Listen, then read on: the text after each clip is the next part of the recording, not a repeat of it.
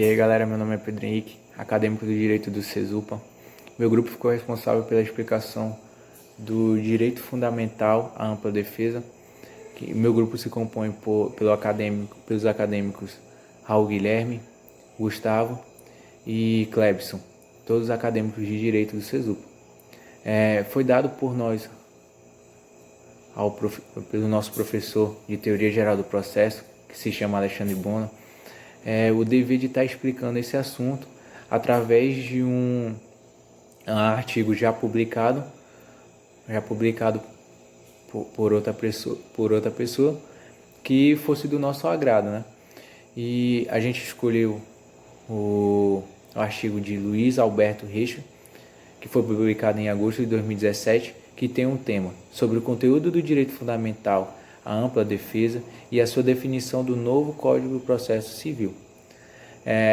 Ele tem 11 páginas e o autor tentará explicar sobre esse assunto da ampla defesa e, a princípio, tentará explicar em linhas gerais o que é a ampla defesa e estará depois especificando sobre esse assunto em sua linha de ponto de vista. Mas podemos já fazer uma explicação mais branda do que será encontrada ao longo desse vídeo, que nos diz sobre a ampla defesa. A ampla defesa se encontra no artigo 5º da Constituição Federal, no inciso 55, que irá nos dizer: aos litigantes em processo judicial ou administrativo e aos acusados em geral são assegurados o contraditório e a ampla defesa, com os meios e recursos a ela inerentes. Nesse artigo podemos analisar, e que já foi explicado em sala de aula pelo nosso professor, que a ampla defesa seria esse direito de acompanhar a produção de provas, seria esse direito da manifestação sobre o resultado das provas e seria o direito da prova ser analisada por um juiz. Isso nos garante em um processo, em linhas gerais, que seja um processo mais justo e mais democrático entre si. E será explicado pelos demais alunos. Então, gente, como o Pedro comentou, a gente está falando sobre ampla defesa no texto do Luiz Alberto. E a princípio, o Luiz Alberto ele tenta catalogar os conceitos da ampla defesa. E ele começa primeiro falando do autor, do Daniel Metidiero. O Daniel Metidiero ele vai falar que o conceito da ampla defesa seria você ter todas as suas alegações vislumbradas pelo juiz. Por exemplo, a prova. O juiz ele não vai só pegar a sua prova lá da defesa e não contestá-la, se for possível. E um outro autor que ele cita é o Bruno Vasconcelos. O Bruno Vasconcelos vai citar um conceito bastante simples, mas interessante, que seria o mesmo direito que um autor tem para entrar com uma ação em um processo contra você, é o mesmo direito que vale para você se defender. E, dando continuidade, o Luiz Alberto ele vai citar a doutrina francesa e fazer uma relação do conceito entre ambas, que é muito parecido com a brasileira. A doutrina francesa ela preza por algumas garantias, como ter direito a advogado, direito à justiça, direito de ser comunicado, há prazos para você poder contestar a sua defesa. E além disso, o Luiz Alberto, o autor do artigo que a gente leu, ele vai dar algumas distinções sobre ampla defesa e com outros princípios, como o contraditório, a inafastabilidade do controle jurisdicional e o devido processo legal. A inafastabilidade do controle jurisdicional seria a justiça não deveria criar empecilhos para você ter acesso a ela. E o judiciário ele deve resolver o seu litígio. Eu não notei muita relação aí, talvez até tenha um pouco de ampla defesa aí, mas bem pouco para relacionar. O que se relaciona bem mesmo é o contraditório. O contraditório seria você não ter direito, na verdade, você ter direito a contestar, a se comunicar e ter a sua defesa apreciada pelo juiz. E você não pode ter uma decisão surpresa do juiz. E o autor ele cita que o conceito da ampla defesa seria um conceito bastante simples, queria ser você garantir o status quo do réu anterior à ação do autor. E, por fim, a relação que ele faz com o devido processo legal seria que ele descreve o processo legal sendo um princípio que tem dentro do próprio processo as leis, garantindo que ambas as partes não sejam privadas de direito para o processo decorrer normalmente. Assim, a gente pode notar também que ele fez uma relação, que o Klebs vai falar um pouco mais sobre o Código de Processo Civil de 2015, que tirou algumas informalidades, dando primazia ao mérito, e tem alguma relação com o que a gente está estudando agora, que seria a competência absoluta e a competência relativa. E o meu amigo Klebs vai falar um pouco melhor. Valeu. Então, dando continuidade ao que os meus amigos falaram e ao que o artigo nos traz, a gente vai analisar o entendimento de densificação do direito fundamental à ampla defesa no novo Código de Processo Civil. Essa densificação, ela nada mais é que uma amplitude maior. Ela é um alcance maior desse direito no novo Código. Esse direito, ele vai se encorpar juridicamente, mas ao mesmo tempo ele vai sendo simplificado, ele vai se apresentar de uma forma mais simples. Isso vai capacitar ainda mais o diálogo e a colaboração das partes e do juiz. Claro que aqui a gente está visando a construção da decisão judicial. Essa simplificação que a gente falou, ela pode ser exemplificada, ela pode ser dada o exemplo da redução das formalidades. As formalidades presentes no Código de 73. No Código de 73, o réu ele apresentava sua defesa através de várias manifestações, de um agrupamento de manifestações, várias petições, que levavam à existência de vários autos. E isso, consequentemente, acarretava uma morosidade muito maior na resolução desse mérito. O artigo ele nos traz a ideia de diferenciação dos dois códigos.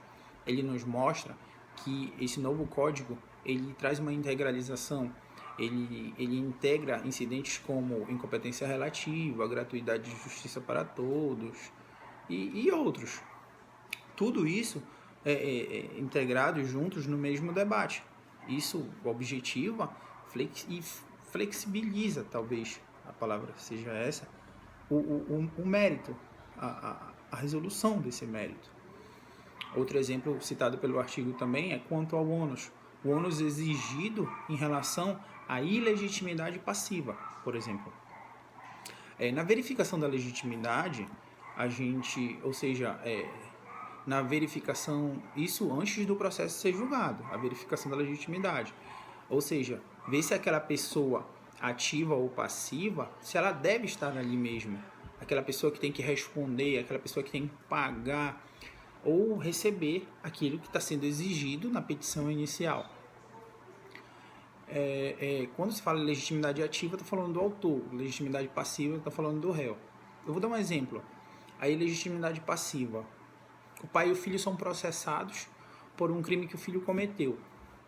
Tendo em vista que o filho é maior de idade e pode responder perante a justiça, se o filho for maior, se o filho for plenamente capaz, ele pode responder perante a justiça. Então o pai ele não tem que estar ali naquele processo, ele não pode ser responsabilizado. Entendeu? E existem outros exemplos também que estão no artigo e fora do artigo, mas infelizmente o tempo não me deixa falar muito mais do que eu já falei. Mas de uma forma geral, para acabar e resumir aqui esse entendimento, a ampla defesa O direito fundamental da ampla defesa ele é um ponto de partida para uma análise maior do juiz, do aplicador, e uma melhor construção dessa decisão judicial e, consequentemente, da resolução desse mérito. Então é isso, o Gustavo ele vai aprofundar mais na ampla defesa e espero que todos tenham gostado. Forte abraço.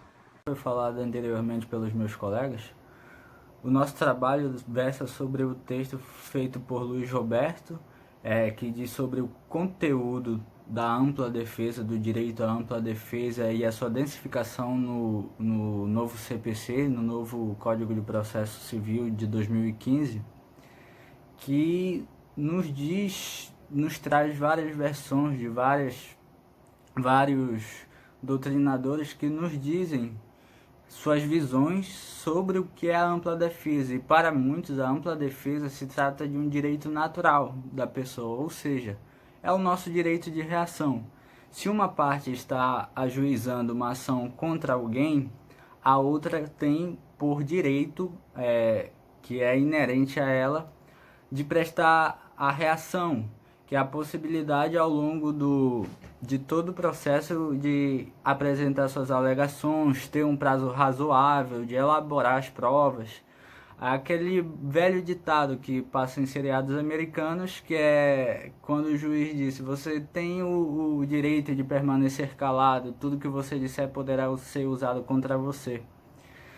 Essa seria basicamente a primeira parte do texto, que o texto, apesar das suas subdivisões, dos seus subtópicos, ele é basicamente separado em duas partes. A primeira parte fala sobre, logicamente, o conteúdo da ampla defesa, e a segunda parte fala sobre a sua densificação, sua simplificação no Código de Processo Civil, para que esse direito seja mais amplo, como já o próprio nome do princípio já fala.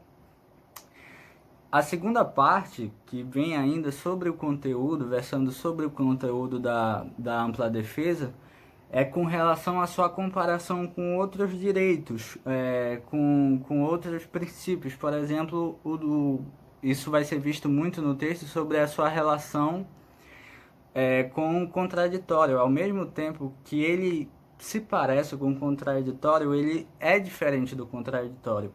Por exemplo, o contraditório é o direito que versa a todas as partes em um processo, ou seja, é o direito de acompanhar todo o processo, de elaborar suas provas, de ter sua voz ouvida nos autos, de ter a sua defesa alegada e ouvida pelo juiz. Tudo isso vai estar também na ampla defesa.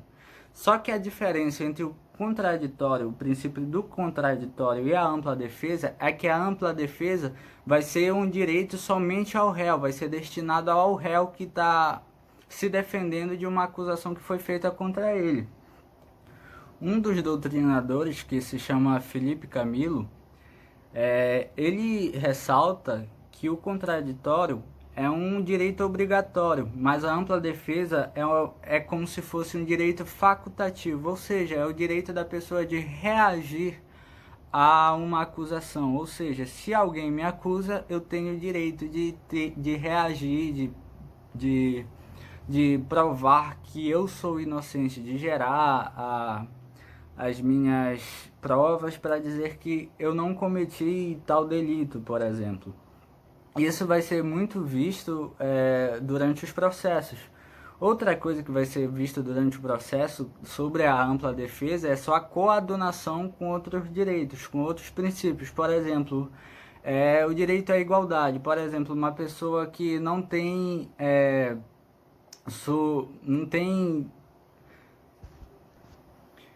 pessoas que não têm possibilidade financeira de custear uma ação judicial, por exemplo, não tem dinheiro para contratar um advogado. O Estado deve proporcionar a essas pessoas que não têm essa condição o direito delas exercerem a ampla defesa, de terem o direito a advogado, por exemplo. Isso pode ser dito que é o princípio da igualdade, ou seja, de de pessoas que não têm recursos suficientes para custear o seu processo terem esse custeamento feito pelo Estado. Ou então a inversão do ônus da prova, por exemplo, onde uma parte é desfavorecida por ser tecnicamente de tamanho menor no processo todo, a inversão do ônus da prova, já que eu estou sendo acusado, porque você não junta provas suficientes para que seja concreto que eu cometi tal crime. Já sobre a densificação no novo Código de Processo Civil da ampla defesa, nós precisamos salientar que esse novo código, em alguns dos seus artigos, como nos artigos 334 e 335, por aí, ele vem com o objetivo de oferecer uma maior celeridade, um tipo de simplificação da ampla defesa, para que essa ampla defesa seja proporcionada a maior número de pessoas possíveis, ou seja, o próprio sentido da palavra amplo, que ele seja amplo e as pessoas tenham esse direito, que é um direito delas, ou se elas não pudessem exercer sua reação diante de um processo, para que existiria um processo? Ela seria logo condenada. Então, basicamente é isso que o nosso texto trata. Eu agradeço a atenção de vocês até aqui. Já que eu estou em uma nova plataforma, eu quero agradeço e peço que você deixe o seu like aqui embaixo, já que nós estamos no YouTube. Muito obrigado pela sua atenção. Até mais.